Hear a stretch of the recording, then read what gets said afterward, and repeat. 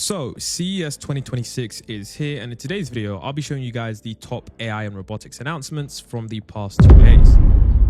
So coming in at number 1 is the Boston Dynamics humanoid robot. So at CES 2026, Boston Dynamics officially graduated its famous Atlas robot from being a viral video star to a real-world worker. While we've seen the prototypes of the Atlas before, this was the actual full reveal of the official product version, the one that companies can actually buy to work in factories. Now, the reason that this actually matters is because, number 1, it has superhuman movement. The Atlas, if you've ever seen it move, it doesn't move like a traditional human. It moves like a video game character with cheat codes. So one of the cool things that it has is, of course, these 360 rotating joints. Most of the joints can spin in full circles. So if it needs to pick something up or, look behind it, it just doesn't have to turn its feet. It just spins its waist and its head 180 degrees. Now, it does look super weird, but it is super useful to have a robot that is able to just turn with the continuous joint rotation, because it means it's just remarkably more efficient, more effective, and smoother to do more of the tasks. And you can see that it does have a self-swappable battery for continuous operation, meaning that these things are going to be able to get a ton of work done in our economy. Now, this robot specifically has 156 degrees of freedom. It's basically saying that, this is the robot that has 56 different hinges or ways to move. And for comparison, a human arm and hand have about 27. So it now actually, in the new version of this Atlas robot, it has these tactile sensing hands, which means it can actually feel how hard it's gripping something. So it's gentle enough to, pick up small car parts, but it's strong enough to lift around 50 kilograms or 110 pounds. Now, the biggest news about this robot, which is really cool, is that they are getting a brain upgrade. So I'm pretty sure most of you guys know who Google Gemini are by now. And at CES 2026, it was unveiled that Boston Dynamics partnered with Google DeepMind. So now, because of this Google Gemini brain upgrade, it now means that instead of a programmer writing thousands of lines of code, a manager can actually talk to this robot and say, find the blue crates that are out of place and stack them by the door. And then the robot's actually going to use the onboard AI to figure out which crates are blue and where the door is. Now, because of course it's using the Gemini Robotics AI, it can also solve problems on the fly. So as you can see right there, as a person walks in its path, it doesn't just stop, it will recalculate a new route or wait for them to pass safely. Now, unlike the old versions that were a bit fragile, the product version is, of course, as I said before, it's built for work 24/7. So overall, remember that this is a robot that is fundamentally going to change factories and never has to sit and charge while it could be working. And it actually has an IP67 rating, to my surprise, which means that it's actually dust and waterproof. So you could literally hose it off if it gets dirty in a factory, or it could work in the rain. So additionally, if we're talking about how extremely good this robot is, not just from, in terms of how good it looks and how good it moves, it actually can work in extreme temperatures ranging from -4 Fahrenheit to 104 Fahrenheit or -20 degrees up to 40 degrees. It means it's perfect for cold warehouses or hot factories. Now, you probably won't see one in your house for a long time, as these are focused on, mainly factories, and all of these robots that I've made this year have already been sold to Hyundai and to Google. So if you're thinking, is this like, the other home robots? It's not like those at all. So staying on the topic of robotics, we had LG introduce their humanoid Cloyd, pronounced Chloe D or Cloudy, and it's actually a part of their vision for zero labor homes. So this is, their idea of a future where you never have to do chores again. So imagine this as a mix between your personal assistant, a butler, and a very smart table on wheels. Now, if you're wondering how this moves, unlike those other humanoid robots and Boston Dynamics we just saw, this is designed to look friendly and fit inside a normal house. You can see that instead of the wheels, we can see that in terms of the body shape, this is something that is a little bit different to traditional robots. So with the arms and the hands, this is the impressive part, where it has 2 arms that moves exactly like ours, 7 degrees of freedom, meaning it can reach, bend, and twist just like we can. And each hand has exactly 5 fingers, just like we do. So these fingers can help move things independently, allowing it to pick up delicate things like a glass or a folded towel. Now, the robot's middle section can tilt or adjust its height, which is allowing it to, reach those higher counters or lower shelves. And most interestingly, the part that really is, really fascinating to me, because a lot of robots don't opt for this, is of course the wheels, which are easier to balance. The wheel base makes it much more stable, so it won't tip over if a dog runs into it or a kid pulls on it. And I think that design choice for home humanoid robots is becoming more and more evident as I've seen more robots choose this form factor. Now for the face, it's basically a high-tech screen that displays digital eyes to show emotions or information, which is really cool. And it also houses the cameras and sensors to see. And I believe that if you do look closely at the hands there, you can see that there are some onboard vision cameras so that it can navigate the tasks appropriately. Now, LG calls the brain of this humanoid robot affectionate intelligence because it's meant to be helpful and caring, not just a cold machine. So apparently Cloyd D, it doesn't just follow orders. Apparently it watches and learns. So if it sees that you usually go for a run at 4 p.m. but it starts raining, it might roll up to you and say, hey, it's raining outside, want to do an indoor workout instead. And it uses something called physical AI, so it can look at a messy room, identify what a shirt is versus a plate, and figure out the exact movements needed to pick them up without breaking anything. So since it's actually an LG product, it connects to all your other appliances, and it can tell the oven to preheat, check the laundry if it's dry,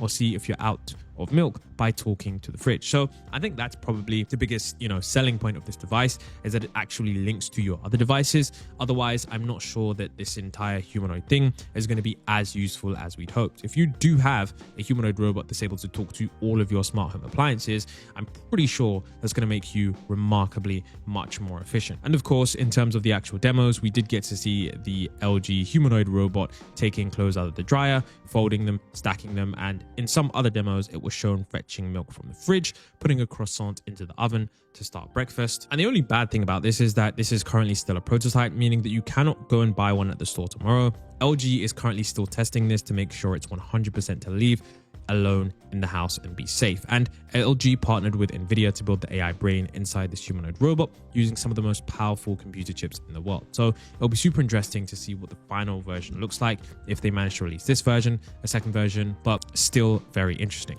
Now, if we get into AI healthcare, there were a few things that were really interesting. So this is a concept product from Omnia, and they unveiled this futuristic concept, which is a 360-degree body scanning health mirror. So here's the breakdown of how it works and why this is kind of like a big deal. Well, the thing is that this is not just a piece of glass. The Omnia system has, two main parts. You've got the mirror, which is the full-length high-tech mirror that doubles as a giant computer screen. Then you've got the base, which is a floor mat / scale that you stand on that's packed with many advanced sensors. And together they perform a deep health screening in about a minute while you're just standing there getting ready for the day. So if you're wondering how this works, when you're standing on the base, it sends tiny, safe electrical signals through your body and you won't feel a thing. And this is called bioimpedance, and it's how the mirror sees inside of your body. So the mirror shows a 3D version of you on the screen. It's kind of like a video game character version of yourself where you can see where you're gaining muscle or losing fat, or even how your posture looks. So it doesn't just text your weight, it actually measures things like your vascular age, how old your heart and arteries are, and your ECG, and even how much water is in your cells. So the mirror has an AI vocal companion. Think of it as a much smarter, more empathetic version of Siri or Alexa that actually talks and knows your medical history. So you can ask it, hey, why am I so tired today? And it might look at your sleep data from your watch and your heart rate from the mirror and say your recovery heart rate was low last night, maybe take it easy today. And it gives you daily goals based on your stats. So if your metabolic health is a little bit low, it might suggest a specific workout or suggest to change a small bit of your nutrition. Now, of course, one of the big buzzwords at CES was longevity, which is basically a fancy way of saying living alone while staying healthy. And Omnia is designed to catch invisible problems before they become big deals. For example, it can detect, early signs of high blood pressure or issues with how the body processes sugar long before you ever feel sick. Now, what's really cool about this, and I think this is amazing, is that if the mirror ever notices something really weird, it can connect you to a real doctor. So you can share your data and scan that through the mirror and have a video call with a specialist right there on the glass. Now, reality check, once again, this is just a concept, meaning that, you know, right now they're showing off what their technology can do in the future. So you can't buy this mirror today. Unfortunately, I wish I could, because this would be super amazing, but they are putting the guts of this actual technology into their new scale, the Body Scan 2, which I'll show you guys right now. So this is the product. This is the Withings Body Scan 2, the product that you can actually get. So remember, the Omnia was a mirror slash version of the future, but the Body Scan 2 is actually a high-tech scale that they are releasing for people to buy and use in their homes. Now, remember, this is a longevity station, not just a scale. They're not just calling this like a smart scale anymore. It's called a longevity station because this does a massive health check every time you step on it. So in 90 seconds, it sweeps your body. So instead of just checking your weight, you stand on a platform and hold a retractable handle for 90 seconds. And it enables you to see 60 plus biomarkers. So it measures over 60 different tiny biomarkers, which are just basically tiny clues about your health, like heart efficiency, your muscle quality, and how well your body processes sugar. So what can it do that your, smartwatch can't? I mean, since you're standing on it with bare feet and holding a handle with both hands, it sends a safe electrical signal through your entire body to get deep data, which shows your heart pumping efficiency. It uses something called impedance cardiography to see how powerfully your heart is pushing blood to your organs. It's got no cuff blood pressure check, so it uses an AI model to detect whether you're at risk of hypertension without you having to wrap a tight cuff around your arm. Once again, early diabetes warning, looking for signs of glycemic dysregulation, which is a fancy way of saying that it catches early warning signs of prediabetes before you'd ever feel a symptom. And cellular health, it can even look at your active cell mass and see how your cells are aging by measuring how electrical currents pass through tissues at different frequencies. Now, you've got, of course, got health trajectory score. After the scan, the scale gives you a health trajectory score, which is like your future predicted health grade, which doesn't just show you what's happening today, but it's using AI to see if your habits like stress, your sleep, your diet are moving you towards a healthier future, or if you need to make some changes now while the problems are still reversible. So what's really cool is that it's got like a higher res color screen. The battery lasts 15 months, and it's expected to release in around Q2 of 2026 for around $600. And honestly, I've actually started to get into some longevity, so I probably will be buying this and doing a full test. And let me know if you guys want to see that when I do manage to get my hands on this product. So now we need to talk about the Project Maxwell, which is an AI device. And I'm not sure why they made this product, but it's here and it's pretty interesting. So essentially, at CES 2026, Motorola captured significant attention by unveiling Project Maxwell. Now, full disclosure, I actually generated some AI, videos of this product because number one, I wasn't at CES 2026 and I didn't actually see any fully fledged CGI rendered videos. So I thought I'd use AI, Nano Banana, some Google products to actually make some things that you could enjoy for your viewing pleasure. So what is this device? What does it do? Well, we need to talk about this because we've seen AI devices fail before, and the Project Maxwell is a minimalist, screenless wearable device designed to be worn as a pendant, on a chain, or designed to be pinned to clothing. And it features a small drop-shaped rectangular body with a premium finish. Now, it lacks traditional display or sensors or button. Instead, it relies on a tiny camera lens and a high-fidelity microphone array and a sensor suite tucked into the chassis. Now, interaction is entirely voice-based or gesture-driven, with feedback delivered through a small built-in speaker or connected Bluetooth earbuds. Now, the brain of this thing is pretty interesting. It's the first major hardware showcase for Kira, which is Motorola's new unified AI platform from Lenovo and Motorola. So unlike previous AI pins that lived in a vacuum, Maxwell is designed to be a companion to your phone and PC, and Quira allows the device to share a knowledge base across your ecosystem. Now, for multimodal perception, the AI, of course, doesn't just listen, it sees. It uses perceptive fusion to combine visual data from the camera with audio from the mic to understand the context of your environment. Now, during the CES demonstrations, Motorola showcased how the device handles active assistance rather than just answering questions. Now, if you look at a concept flyer, you can tell the device, "Get me there," and Cura is going to recognize the location via the camera and automatically launch Google Maps with the destination pre-filled on your Motorola paired phone. As of course, it's got real-time summarization. At a conference, the device can listen to a keynote speech and upon request, draft a LinkedIn summary of the main points while you are still walking out of the room. Now, of course, it can identify, many different objects, plants, translate foreign text on menus in real time. or explain complex objects you're pointing it at. And it can trigger complex tasks remotely on your phone, like sending a specific file or setting a reminder, all without you ever taking the phone out of your pocket. Now, I think this is pretty different. So Motorola is trying to position this pretty differently compared to the previous devices we've seen that have failed. Motorola have explicitly stated that this is not a phone replacement. It's basically just an extension of the phone intended to reduce screen fatigue. So for those of you that want more time in nature, but still want to have that connectivity, maybe this is going to be something that is useful. Now, one of the things that they also said is that by offloading much of the heavy processing to the paired phone or to the cloud, the device remains cooler and smaller than standalone AI hardware, potentially going to be rolling out in as late as 2026. Interestingly, Motorola has not yet announced a consumer price or a specific release date, but if this does come out, I will give this product a review and let you guys know how it does.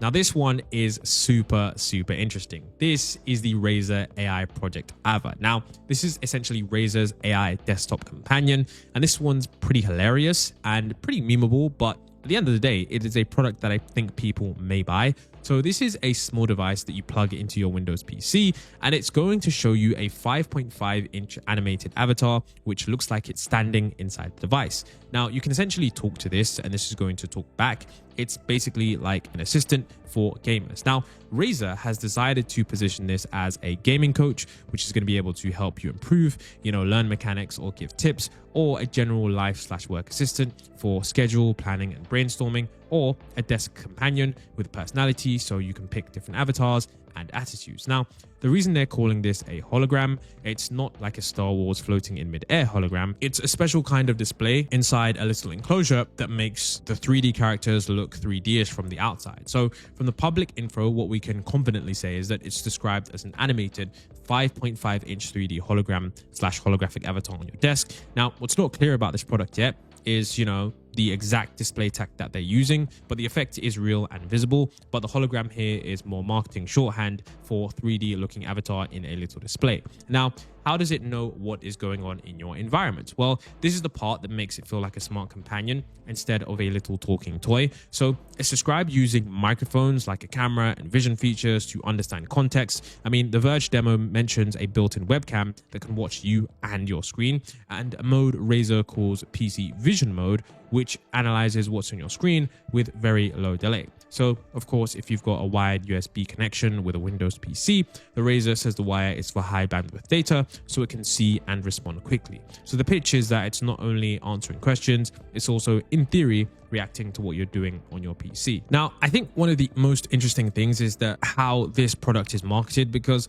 a lot of people are saying, what can this even do? I mean, Razer markets this as a do-everything assistant, but for the realistic breakdown, number one, its main thing is for gaming help. So Razer says that it's a coach/trainer and not a name bot, and the idea is that you ask for help. How do I get better at X? And it's going to give you the tips, the strategy, the training, the suggestions, and it's meant to stay within the game rules. Of course, Razer explicitly addressed the cheating concerns. Apparently, it's also going to be helping you at work and at life. So it's going to be helping you organize your plans, scheduling, dinner plans, helping with professional tasks. And the personality angle, which I think is probably the biggest angle, is that it has avatars. So they've got Kira, Zane, and the avatars do eye tracking, facial expressions, and lip sync to seem alive. And that's why it's getting called the AI assistant. So in the demos, people, of course, talk to it. They have a keybind where it, comes alive.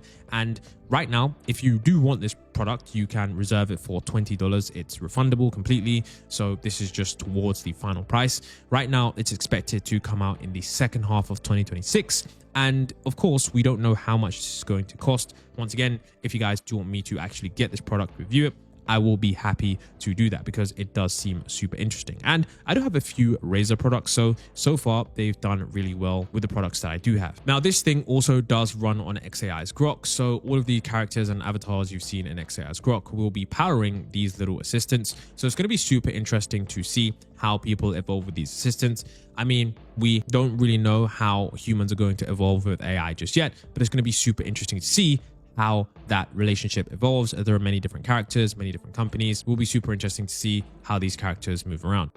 Now, Razer didn't just give us one AI gadget slash gizmo, they gave us Project Motoko, which are headphones and microphones and cameras, and a Snapdragon chip plus AI model. So you can basically talk to it hands-free and it can respond based on what's happening around you. So Razer decided to make this as a headset and not glasses, which is super interesting because Razer's pitch is basically, headphones are already normal, tons of people wear them daily, and they're less in your face than these smart glasses. And they're a very practical place to hide the sensors and the mics needed for an AI assistant. Now, what makes this AI is the cameras in the ears. Yes, really, there are cameras in the ears, and Motoko has two first-person cameras in the ears, around the ear cups, so it can, recognize the objects. Of course, you guys can see right now, it's able to understand what you're looking at. Basically, think of it as, your headphones essentially get eyes. Now, Razer also describes using multiple microphones, so you can hear your voice commands. It can pick up, dialogue nearby, and it can understand environmental cues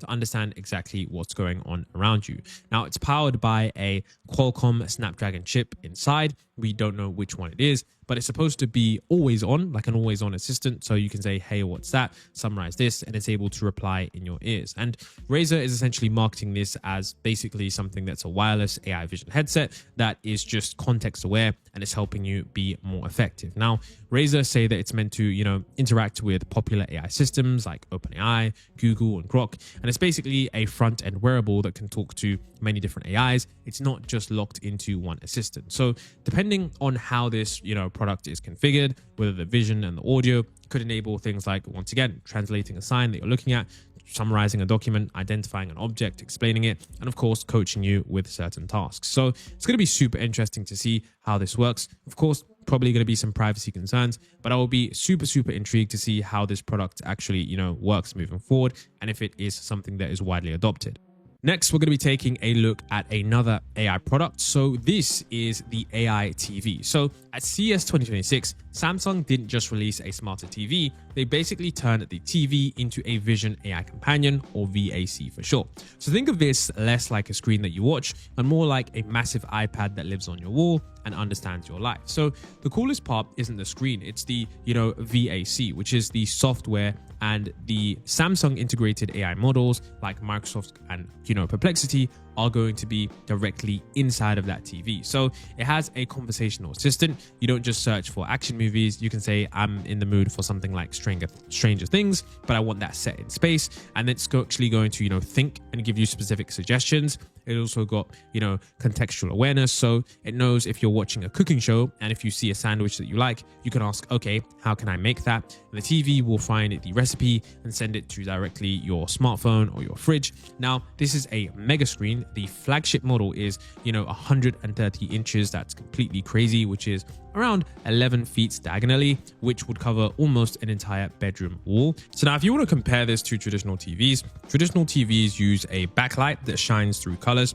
This TV uses micro RGB technology where millions of microscopic red, green, blue, and LED lights are the light. Now this is better because it gets perfect blacks of an OLED because it can turn the individual pixels completely off, but the insane brightness of a stadium screen, which is bright enough to see clearly even if the sun is hitting it directly. Now, there's a specific feature for sports fans. So if you watch soccer or football, the AI can actually identify the ball, the players, and the crowd noise separately. So, if you've ever hated the guy commentating on the game, you can tell the TV, mute the commentator, and the AI will filter out his voice while keeping the stadium cheering and the sound of the ball kicking perfectly clear. Now, it uses also a new system called Eclipse Audio to make it feel like sound is coming from all around you, not just at the bottom of the TV. And if you're watching a YouTube video or a show in a different language, the TV can apparently translate it in real time on screen using the AI, similar to how Live Translate works on high-end smartphones. Now, the TV supports 4K at 165 Hertz. That is crazy. So for a gamer, that means your PS5 or PC will look incredibly smooth with zero lag or motion blur. And it even uses AI to upscale old, blurry games to make them look like they were made in 2026. Now, crazily, this is future-proof. So you're going to get 7 years of updates with this product. Usually TVs get dumb after a few years because software updates stop, but Samsung promised 7 years of upgrades. So that means in 2033, your TV is still going to have the latest updates and features, just like an iPhone or Galaxy does today. Now, this one isn't actually a new CES release, but it was going pretty viral on Twitter And a lot of people were talking about this product as if it was released at CES. And the reason they're talking about this product is because, number one, it actually rivals something that OpenAI are actively trying to create. And at previous CES releases, it has done previously very well. So this product is called the Nua Pen, and essentially this is what OpenAI is trying to build. So remember how I made a video, maybe you saw it, maybe you didn't. It was a few days ago where I spoke about how OpenAI is trying to build an AI-powered pen, which is essentially a kind of AI pen that captures your writing. So instead of scanning the page, the Nua Pen tries to capture your writing while you write using a combo of, cameras near the tip, motion sensors, pressure sensing. Think of it as your pen doing some, really cool calculations to figure out what you wrote, and then it's able to upload that to the Nua app. So after you write something on a traditional piece of paper, in the Nua Plus app, you can have that immediately transcribed. You can also search through it. You can also organize it, and it has an AI assistant feature, so you can ask things about your notes depending on the current features. So instead of losing your notebooks or forgetting where they are, you basically get a digital brain of your handwritten stuff. Now, I think this is super interesting because this is really cool. So the pen size is around 28 grams, 143 or 10 millimeters in the dimensions, and it has a standard D1 ballpoint ink cartridge, so basically like a normal pen, so it's not some weird kind of strange pen. Crazily, the price of this is around $299 or $349. And I think this is going to be either a hit or miss for some people. So for those of you who just completely love writing but hate losing notes, and you want that paper freedom and you want to be able to search through that, this is probably going to be one of those niche products for you. Now, the reason I think this is, once again, very, very relevant is because, like I said, we know that OpenAI are really trying to create a device that is almost exactly like this. So if you really want to know what OpenAI are creating, maybe you should even buy this product, take a look at it, take a look at the reviews, and you'll be able to see what OpenAI are probably going to release sometime later this year. Will be super, super interesting. Now, we also got NVIDIA Rubin, which is the next big data center deal for AI after Blackwell. It's basically the engine for memory and networking stack that NVIDIA wants the world to use to train and run the newest, most expensive AI models. It's named after the astronomer Vera Rubin, and the platform is often called Vera Rubin. Now, if you think of it like this, NVIDIA describes Rubin as a platform made of 6 major chips that are designed to work together as an AI supercomputer. You've got the Vera CPU, the Rubin GPU, NVIDIA NVLink, and you've got a bunch of other things that make this entire Rubin thing come together. So when people say Rubin, they mean the whole data center AI platform, not just a single GPU. Now, this basically, matters a lot because at CES, we realized that there are a lot of, new things coming. And this means that, AI factories are cheaper per token. So AI is moving from a train once, run sometimes to always on reasoning plus agents. And of course, you've got models that are, thinking, calling tools, trying steps, generating lots of tokens. And that explodes the amount of inference work. And the cost is basically how much does each token cost to generate. So Rubin is basically aimed at cutting the inference cost all the while down while speeding up training all the way up. So this is, something that is really, really important. And I'll actually leave a bit of this so you can hear them talking about it yourself. Now, this is where we got NVIDIA Alpamayo, which is really, really interesting because it's basically NVIDIA's ChatGPT style brain and training gym for self-driving cars. Now, this is not a single product or a single chip. This is an open portfolio of a big thinking driving model, which is Alpamayo 1, and a simulator, AlpaSim, to test driving in a closed loop. And this is super, super interesting because NVIDIA have demonstrated that their self-driving is very, very good. And honestly, I was quite surprised. I knew NVIDIA did self-driving, but I didn't think they were this far along. So self-driving cars are, pretty good at normal driving. But when you think about it, most real roads have endlessly weird edge cases, like a traffic cop waving you through a red light, a construction zone that just has confusing stuff, an ambulance doing something weird, a pedestrian changing their mind. And of course, this is where Alpamayo, the vision language action model, it's able to basically reason about the world. So it has a VLA. If you think about it like this, it looks at the world with the vision. So the vision, the camera views, and the data sets, then the language, and it forms an internal explanation of what is happening and why it matters, then the action. So it outputs what the car should do, a planned path and trajectory. And NVIDIA's point is, instead of a car being a dumb reflex machine, it should be able to reason step by step about what it sees and then choose an action. So that's what it is. So the key detail here is that Alpamayo is a 10 billion parameter model, and NVIDIA positions this as the teacher model that helps you run smaller models later. So you've also got AlphaSim, which is a simulator for testing that driving, and a lot of the self-driving evaluation is open loop, so you predict what you would do from a recorded clip. Now, interestingly enough, AlphaMayo matters beyond the cards because self-driving is one of the hardest real-world AI problems because it forces AI to understand messy reality, predict other agents, and make safe decisions under uncertainty and operate in real time. And NVIDIA is framing AlphaMayo as part of a physical AI, which is, AI that doesn't just talk, but acts in the real world. And Jensen Huang called this the ChatGPT moment for physical AI. So